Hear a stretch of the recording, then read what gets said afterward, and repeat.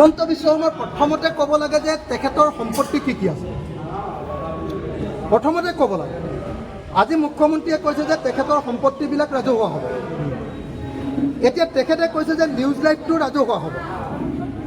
কিন্তু মই সুধিব খুজিছোঁ যে মই তেখেতক সুধিব খুজিছোঁ যে নিউজ লাইভৰ লগতে তেখেতৰতো আৰু বহুত চেনেল আছে।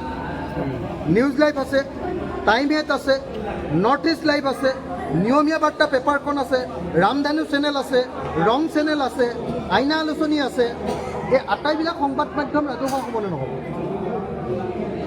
এইবাৰ এই আটাইবিলাক কোঅপাৰেটিভ ছ'চাইটিলৈ যাব নে নাযাব? প্ৰথম কথা, অকল মই সংবাদ মাধ্যমৰ কথা কৈ আছোঁ। তাৰপাছত তেখেতে কৈ আছে যে কাঞ্চনজুৰি বাগিচা আৰু তাৰ ৰিজৰ্ট ৰাজহুৱা হ'ব। মই জনামতে অকল কাঞ্চনজুৰি বাগিচা নহয়, এই মুহূৰ্তত তেখেতৰ নামত থকা, তেখেতৰ পৰিয়ালৰ নামত থকা 3খন বাগিচা আমি নাম জানো। তিনিচুকীয়াৰ চানমাৰী বাগিচা, সৰুপথাৰৰ ৰাধাকৃষ্ণ বাগিচা, তাৰপাছত আপোনাৰ কাঞ্চনজুৰি বাগিচা আৰু ঢেৰ বাগিচা আছে দেই। এই 3খন বাগিচা ৰাজহুৱা হ'ব নে নহয়, সেইটো 2 নম্বৰ কথা। 3 নম্বৰ, তেখেতে কৈছে যে গ্ৰীণ বাণী ৰিজৰ্ট এইটো ৰাজহুৱা হ'ব। তেখেতে অকল বাণী ৰিজৰ্টেই আছে নে অসম আৰু ভাৰতবৰ্ষৰ বেলেগ বেলেগ ঠাইত তেখেতৰ আৰু বহুত ৰিজৰ্ট আছে? মইতো শুনিছোঁ যে মেঘালয়ৰ পিনেও তেওঁলোকে ৰিজৰ্ট চিজৰ্ট বনোৱা, ডাঙৰ ফাৰ্ম হাউচ আৰু ৰিজৰ্ট বনোৱা কাম আৰম্ভ কৰিছে। মইতো শুনিছোঁ যে তেখেতৰ উৰিষ্যাতো তেনেকুৱা ধৰণৰ বহুত কিবা কিবি আছে। মইতো কোৱা নাই, এতিয়ালৈকে সম্পত্তিৰ তালিকাটো মই দিয়া নাই, দি দিম।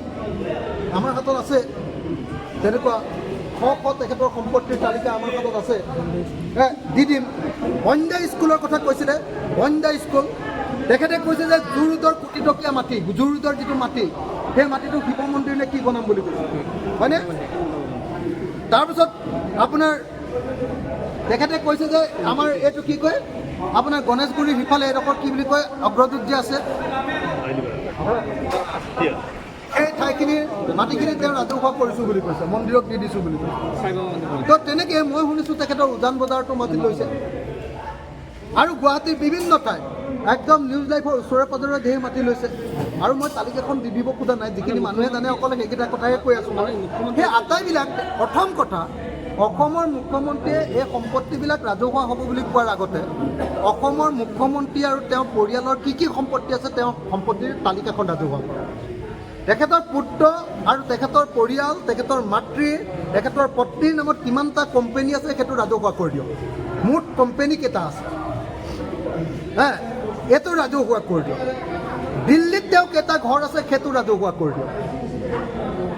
এইবিলাক ৰাজহুৱা কৰি দিয়াৰ পাছত তাৰপাছত তেওঁ কোনদিনা এই গোটেইবিলাক সম্পত্তি মানুহৰ নামত উইল কৰি দিব, এইটোতো তেওঁকতো আমি বিশ্বাস নকৰোঁ। মই জনামতে কাজিৰঙাত তেওঁ ঢেৰ মাটি আছে। আপোনালোকে নিশ্চয় জানে যে এবাৰ কাজিৰঙাৰ কহৰাৰ 11 বিঘা মাটি তেখেতে বোকাখাতৰ SDO অফিচৰ পৰা চৰকাৰী মাটি এলটমেণ্ট লৈছিলে। মই তাৰ বিৰুদ্ধে প্ৰতিবাদ কৰিছিলোঁ কৃষক মুক্তি সংগ্ৰাম সমিতিৰ সম্পাদক হিচাপে। তেতিয়া তেখেতে সেই 11 বিঘা মাটি আকৌ চৰকাৰক ঘূৰাই দিছিলে। এতিয়া কিন্তু তেওঁ আগফালৰ মাটিখিনিও কিনিলে আৰু তাৰ সেই 11 বিঘা মাটিও এতিয়া পূৰা বাউণ্ডেৰী মাৰি লৈছে। মইতো জানো সেইডোখৰতে আমাৰ কাজিৰঙা অৰ্কিড পাৰ্ক আছে, একদম কাষতে। সেই চৰকাৰী মাটিখিনি আকৌ তেওঁ কিন্তু দখল কৰি লৈছে। এইবিলাক ঘূৰাই দিব নালাগে, এইবিলাক ৰাজহুৱা হ'ব নালাগে। তেওঁ সম্পূৰ্ণ সম্পত্তিৰ তালিকাখন প্ৰথমতে ৰাজহুৱা কৰক আৰু ৰাজহুৱা কৰি কেতিয়াৰ ভিতৰত তেওঁ এইবিলাক সম্পত্তি ৰাজহুৱা কৰিব। মই আশা কৰোঁ যে অহা এসপ্তাহৰ ভিতৰত, অহা 22 তাৰিখৰ দিনা অসম বিধানসভাৰ অধিৱেশন হ'ব। তাৰ আগতে তেখেতৰ পৰিয়ালৰ সম্পত্তিৰ তালিকাখন ৰাজহুৱা কৰক আৰু সম্পত্তিৰ তালিকাখন ৰাজহুৱা কৰি সেই সম্পত্তিৰ তালিকাবিলাক কাৰ নামত এইবিলাক উইল কৰিব, সেই উইলখন অহা 22 তাৰিখৰ ভিতৰত তেওঁ সম্পূৰ্ণ কৰক আৰু সেই উইলৰ কপিটো তেওঁৰ নিউজ লাইভ চেনেলৰ জৰিয়তে এবাৰ দেখুৱাই দিয়ক অসমৰ মানুহক আৰু সেইটো এবাৰ সাংবাদিকবিলাকৰ মাজত বিলাই দিয়ক। আমিও RTI কৰি তাৰ কপি এটা লৈ ল'ম আৰু লৈ লোৱাৰ পাছত সেই সম্পত্তিবিলাক তেওঁৰ পৰিয়াল থকালৈকে বাৰু ভোগ কৰি থাকক, তাৰপাছত সেইবিলাক আমি চব ৰাজহুৱা কৰি দিম।